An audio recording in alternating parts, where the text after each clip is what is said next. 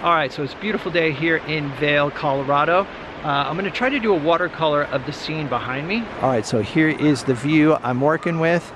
And I do want to try to include this building over to the right and also maybe include some clouds. I'm using Arches watercolor paper and I've got it taped to a piece of plexiglass, and hopefully you guys can see this sketch. I spent about 15 minutes on the sketch and I decided to go with a vertical format. My palette is an inexpensive plastic palette and I've loaded it with my own colors, and I'm using Winsor & Newton tube colors. I carry a little spray bottle that I got at Sephora. I've just got a little bit of water in here, and I'm going to use this to activate my paints and just give them a little bit of a spritz. I actually had a moment of panic because I forgot to bring water, and then I remembered that I'm actually painting along an alpine stream here, so using the water from the river to paint the river. For the sky, I'm starting with a mixture of ultramarine blue and a bit of Winsor blue, and I'm not going to do a wash today. I'm just jumping in with the paint on the dry paper, and part of the reason is that I don't have a lot of time. I did a really long hike this morning with my daughter. We hiked up the mountain, and I think we got up as high as 9,000 feet. And to my surprise, I didn't feel too bad. It was brutal at times, but an amazing view, and I'm glad we did it. I want the sky to be somewhat saturated so that the clouds stand out, and then also there's a bright yellow tree here. I think it's an aspen tree, and I want that to stand out as well against the blue sky. So I may need to add more blue to this, but we'll see. For the shadow portion of the creek, I've added some purple to the mix. There are some rocks in this area as well. I'm just going to paint right over them, and I will add some subtle shifts in color and value to those rocks later. All right, I just added some ultramarine. And the paper might have gotten a little bit too wet right there, but that's all right. All right, now I'm going to add a little burnt sienna to this mix. Estimating colors at this point. There's a little bit of grass in here, like a light colored grass.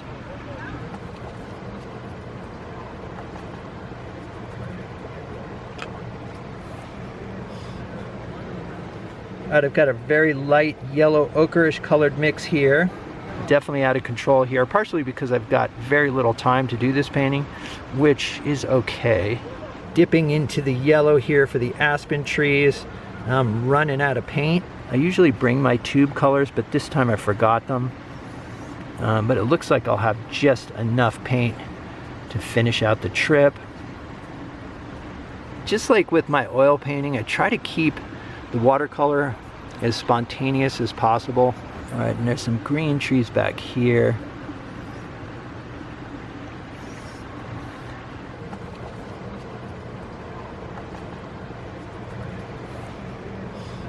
There's also some green shrubbery in the foreground.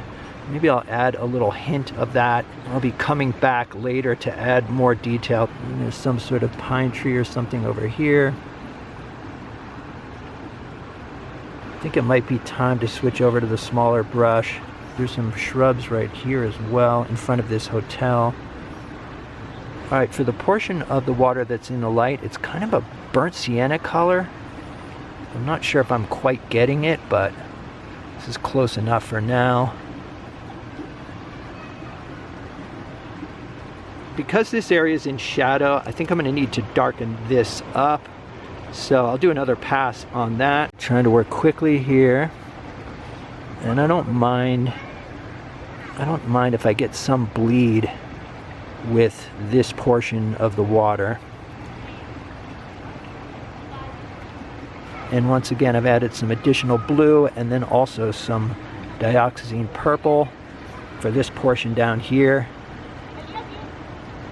In fact, I think I'll paint over this whole area because I've really got to bring the value down of the rocks to make sure they sit in the shadows. All right, so I've boosted the saturation in the portion of the water that's in the light. And now I'm darkening up some of the trees and shrubs. And I think I am ready to switch over to a different size brush.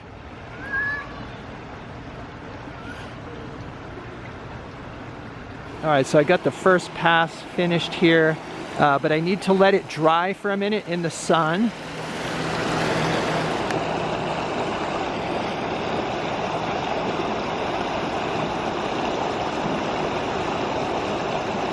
All right, so I've got a smaller brush here for the roof of this building. And I'm also going to try to put some of the shadows in. But to my surprise, the paper is still wet. All right, going in with another layer of yellow for the aspen trees. I want to leave some light areas on the trees, but this area down low is somewhat dark. Again, trying to keep the brush strokes somewhat spontaneous. I'll probably put some tree trunks in here, but I did want to make sure that the trees were nice and saturated. There's some distant mountains here. They're kind of a green color, but I'm going with a purplish color. There's a chimney here, so I want to make sure I paint around the chimney. And the mountains kind of swing up this way here. I think my brush is a little too wet. It's one of the challenges is learning to control the amount of water in your brush. It's especially hard when you're trying to film a video. I feel like I have no right to be filming watercolor videos. I feel like I'm always in survival mode. In some ways it's fun to share the process because part of being a painter is getting comfortable with the lack of control. I think we all feel out of control at times, especially when doing plein air painting. All right, so adding a bit of definition to the shoreline here. And there's some rocks down here. And maybe add a few random strokes right here. All right, so here's what I finished up with. I added some additional detail to the hotel here. I put in some windows and a few shadows. I also added some shadows to the clouds. One of the biggest struggles was trying to get a convincing transition from dark to light on the stream here. I think that the shadow portion of the stream could be painted a little bit darker. I do like the color of the aspen trees and how the yellow and the blue relate to each other. I think this painting could actually be improved by cropping out the bottom portion here, maybe cropping it into a square. As I've said before, I feel like painting for me is more about the state of mind that I achieve while painting than the actual product.